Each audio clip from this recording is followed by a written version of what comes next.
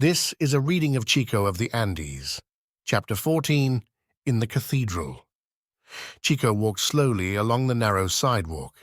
He was careful not to go near the crowded streets that led to the marketplace. He did not wish to see the fine clothes and rich food now.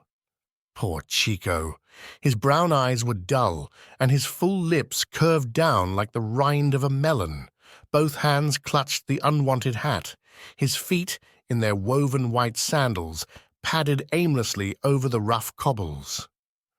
Chico was really unhappy. This was much worse than finding out that he was an orphan. Then there had been something to do and something to plan. There was nothing he could do about this. Chico was ashamed to have to tell Don Ernesto that he had not sold his hat. Instead, he would wander around the town until dark and perhaps go to the cathedral and pray as grandfather had taught him to do when he needed help. When it was late, he would slip into bed unnoticed. A sharp ting-a-ling made Chico raise his head. He was just passing a tiny, one-roomed shop. In the doorway sat an old man on a low wooden stool. His gray head was bent. Ting-a-ling. The sound came from a silver plate which the old man struck over and over again with a little hammer. The old man lifted his head and smiled, showing his toothless gums, and said, "Buenos dias." "Buenos dias, señor," Chico replied in a low voice. "How do you like the plate?" The old man held it up for Chico to see. "It is very nice." Chico's head bent lower to examine it. "It is tin?" He had never seen this bright metal before. "Tin?" The silversmith laughed. "No, señor. This is silver. And this also." He reached behind him and held up a bracelet. The silver in this had been spun like a piece of thread. The silver thread was wound around and around, making a delicate pattern inside a framework of solid silver. "Where have you been that you do not know silver from tin?" asked the old man good-naturedly. "I have always lived in the mountains, señor," Chico answered, waving his arm toward the faraway peaks of the higher Andes. "Ah, well then, no wonder you do not know about the silver workers of Cuenca. We are famous all over the world, though." The silversmith reminded Chico of grandfather. He would have liked to stay and talk to him more, but he could think of nothing to say. The old man bent his head and started to tap-tap-tap on the plate. Chico wandered away. The empty sunlit street led right to the plaza. Chico looked at the large square curiously. Yes, it was just as grandfather had said.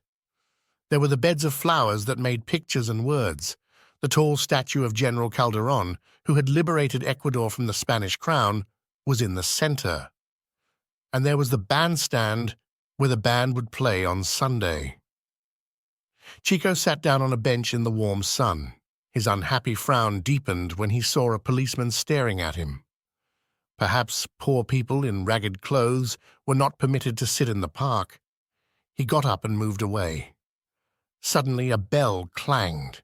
Then came shouts and the shrill voices of young boys. He looked around. Boys in black schoolboy suits were streaming from a nearby building, swinging their books by straps. In the midst of one laughing group, Chico saw Pedro, Don Ernesto's nephew, and he was coming right toward him. Chico looked around. Where could he hide? He did not want Pedro to see him, for he did not want to tell him about the hat. Not yet. The heavy wooden doors of the great white cathedral stood open. Chico crossed the uneven stone pavement and slipped inside. There he crouched quietly until he heard the boys pass by. The cathedral was empty, or almost so. On one side, near a small altar, knelt an old woman dressed in black. At the far end of the church, the padre moved in front of the main altar. Chico removed his battered straw hat and crept farther down the center aisle.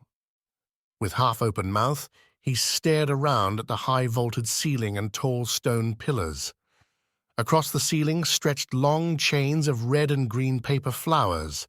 Fresh flowers covered the altars and overflowed to the aisles. Grandfather had told Chico about the cathedral, but he had never imagined that it could be so beautiful. This was like heaven itself. Chico hardly noticed when someone came down the aisle behind him. He looked up, though, when a heavy man with a round, full face passed him. It was obvious that this must be some great man of the town. He was dressed in a black suit and a pair of shining black shoes. As he walked with measured step, he held up his shiny cane to keep it from tapping on the stone floor. He walked straight up to the altar, bent his knee, and turned to the padre. "Buenos dias, padre," he said in the slurred, tight-lipped, yet soft speech of Cuenca. "And is everything ready for the fiesta tonight?" The man's bold brown eyes wandered over the decorations, pondered on each, and then moved on. He seemed satisfied until his eyes reached the figure of the Jesu Christo on the right of the great altar. Then a reproachful look came over his face. "Have none of our good people found it in their hearts to give our beloved Christ a new hat for the celebration?" he asked in a mild tone.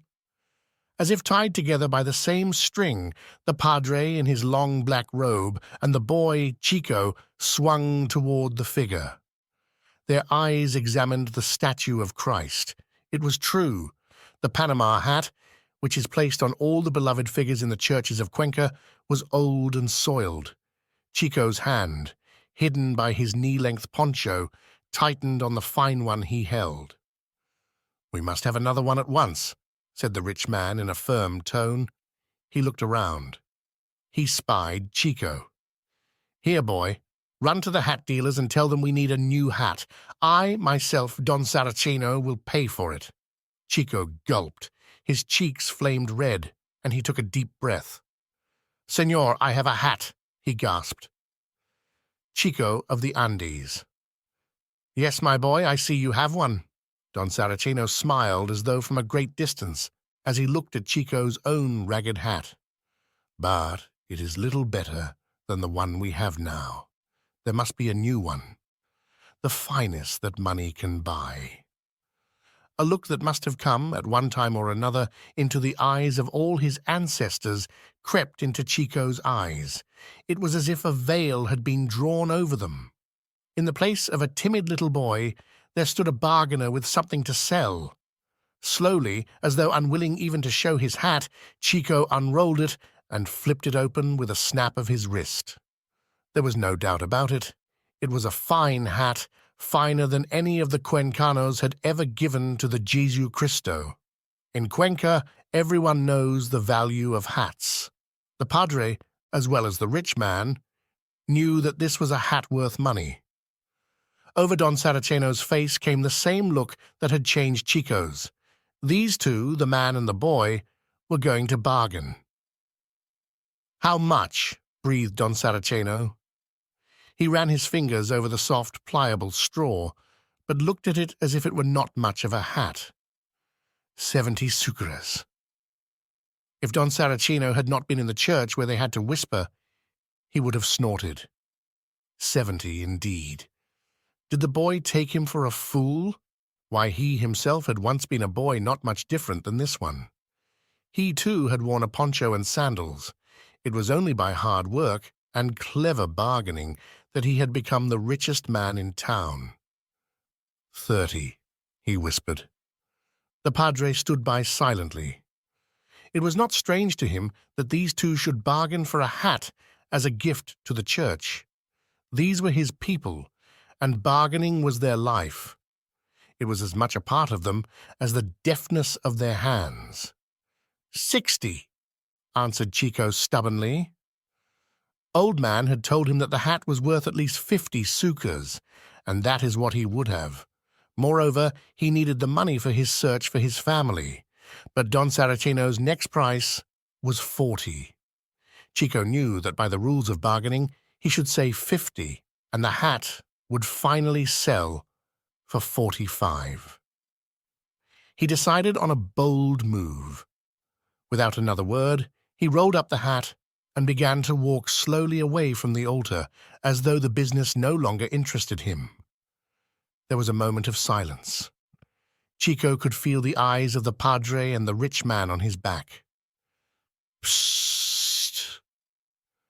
Don Saraceno's whisper floated down the aisle. 50 sucres then, but not a centavo more. Chico had won.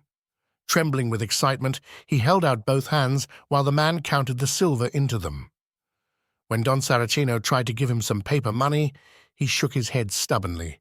That was only paper. It was the silver he wanted, no matter how heavy it was. And it was heavy.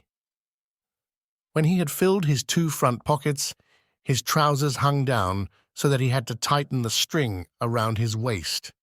Just wait until Don Ernesto and Tia Maria and Pedro saw it all. Chico could hardly wait now to get back to Don Ernesto's.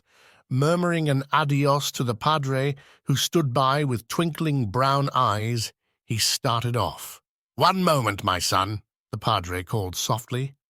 Chico turned around guiltily. Perhaps the padre was angry that he had sold the hat in the cathedral. "Who are you, my son?" he asked. "What is your name? Your face is familiar to me, but I am sure I have never seen you in the church before." All the joy went out of Chico. For a moment, he had forgotten that he was no one. "My name is Chico, padre," he answered, so low that the priest had to bend to hear him. "Chico what, my boy? Where do your people live? From the fine hat you brought, they should be well known to me. Not many of our people can weave so well." The gentleness of the padre brought tears to Chico's eyes and loosened something hard around his heart. He would not mind telling him about himself. "My name is just Chico, padre," he said. "I am an orphan. I do not even know my other name. That is why I needed to sell my hat, so that I might search in Azogues and Cañar for my family. Don Ernesto said that perhaps my family had lived there." Then he explained that Don Ernesto had found him on the Paramos. The old padre looked sad. He patted the boy's arm as he listened. He did not tell him not to worry. He understood his people and knew that to be happy, they must know their bit of tierra. "Have you no idea where to look, my son? There are many families in those towns. You might look forever." "None." Chico shook his head hopelessly. Then he remembered. The prayer book. Surely, if anyone did, the padre would know about the prayer book. The boy tugged eagerly at his back pocket. He pulled out the weather-stained little book and handed it to the padre.